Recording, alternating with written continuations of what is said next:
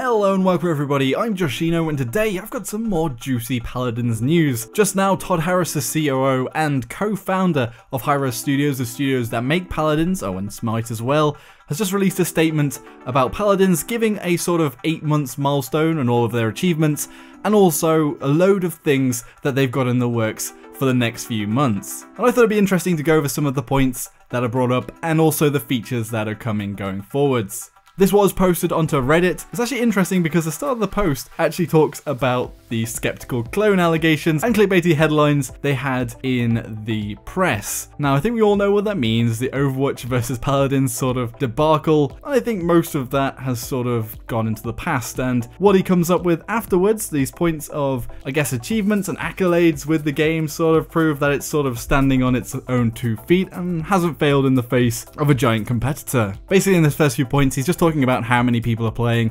There's over 2 million console players and it's only been out 2 weeks. And when they say players, I'm fairly sure it just means people have downloaded it. So with all stats like that, it's just people that have got the game. And together it's well over 11 million people altogether with PC and console players. Although I think it's actually higher than that because there's at least 10 million people owning the game on Steam Spy. So if you add that on top of the console, it is slightly higher. And also that the game's out in China through Tencent Games, but he doesn't really go into any detail on how it's doing over there. And finally, just going over the fact that they're getting more staff into the development team. And I think in the art team especially, we're seeing a lot of skins and champions being pushed out rather quickly. But what I, and I'm guessing most of you, are really interested in is what is coming next. So the way it's phrased is over the next few months, you will see. And now, over that next few months, I mean, we've just got to take that with a pinch of salt because it might be that some of these development features don't come for a long time, some of them might come sooner than others, and some might not come at all, but it's just interesting to talk about. So the first thing they talk about is the mastery system, mastery awards of various types going forwards,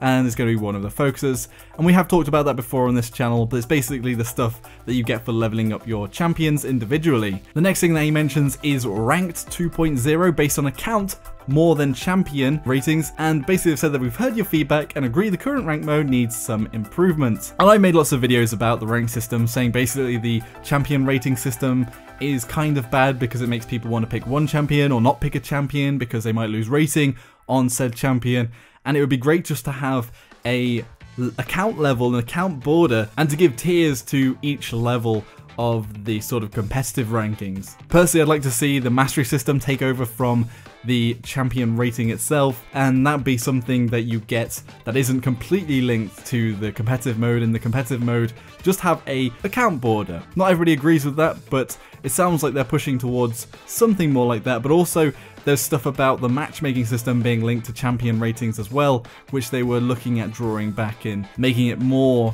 based on the account matchmaking rating. The next big one that so many people have been asking for is lore. Now there's slight bits of lore going on at the moment with crystals, how they power things, but there's no sort of overarching story for the Paladins world. There's no sort of world building there. We only know things like Crosswind Hold, what actually is Crosswind Hold. We know roughly what Pip's home is like, which is Bright Marsh, but a lot of the stuff is still up in the air and is very based in a lot of speculation and fan theory. So it'd be nice to have a backbone of the champion stories, where they've come from, and grounding them in some sort of overarching story will give a lot more life to the game. It's not even that you have to have a huge story that's completely plotted out, it's just the backbone of some sort of story and some reason why everybody is there. It can give a lot more attachment to the characters if they have a story and people can relate to them more. And I think that'd just be great in general. After that, another big one is the reintroduction of a new PVE, so player versus environment, or / cooperative mode. And this will come after everything else he says, so I'm guessing it's going to be quite a few months away. But phrasing it as co-op just sort of nudges to the fact that they may have a horde mode or something that isn't like the PvE challenges they had before, which I criticised quite a bit because they're either too hard that you had to exploit the AI, or they're too easy that they just weren't fun to complete. I'm actually going to do a video about some of the modes that I thought could have actually been PvP modes and sort of custom games, and I thought that was an interesting topic to talk about, but I'll do that another day. Another big one that a lot of console players have been asking for quite a while is having closer updates to the PC release, because currently they're 2 patches away from the PC. So PC is OB50 and both of the consoles on OB48.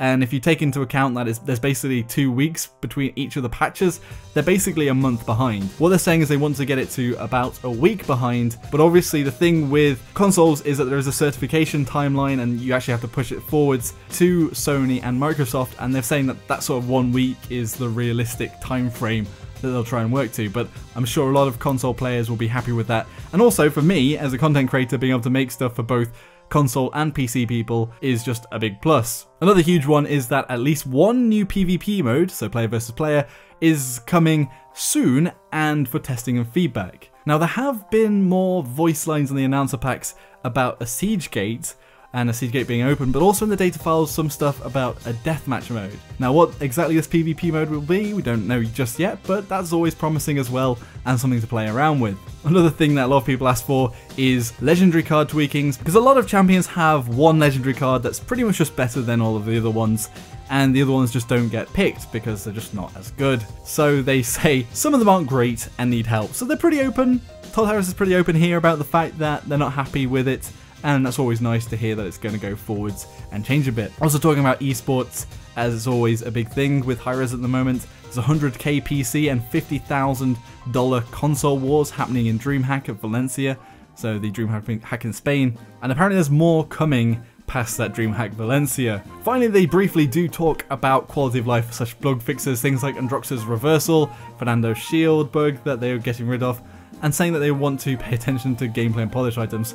But that's just sort of an up in the air, sort of just general thing that I think anyone would say when they're talking about the game. We just want to make it better. At the end of the day, from a marketing perspective and things like that, you've always got to take this with a pinch of salt, but it's always interesting to hear what features they're currently working on and from a CEO's mouth. And especially for me, the lore could be a big thing, and just making the game that bit more appealing to people and just hooking people in. The rank system being updated would be great, and also a new PvE sort of horde mode alongside a PvP mode coming. All in all, this is a great announcement. I don't know why it's an 8-month announcement, to be quite honest, but it's always nice to have something like this and sum it all up. We'll just have to see in 4 months when it's been a whole year in early access. Perhaps then it'll go live, who knows? Anyway, what does everybody else think about all of these features I've mentioned, all the things that they're bringing forwards? Do you think realistically they are going to come in a few months? Like, I mean, a few months could mean a few months, 3 months, or it could mean a few months, you know, 12 months. We don't know any sort of timescales here, but which feature are you most looking forward to? Be sure to let me know in the comments section below. If you enjoyed the video, be sure to hit that like button, subscribe for more of my content, and I'll see you all next time.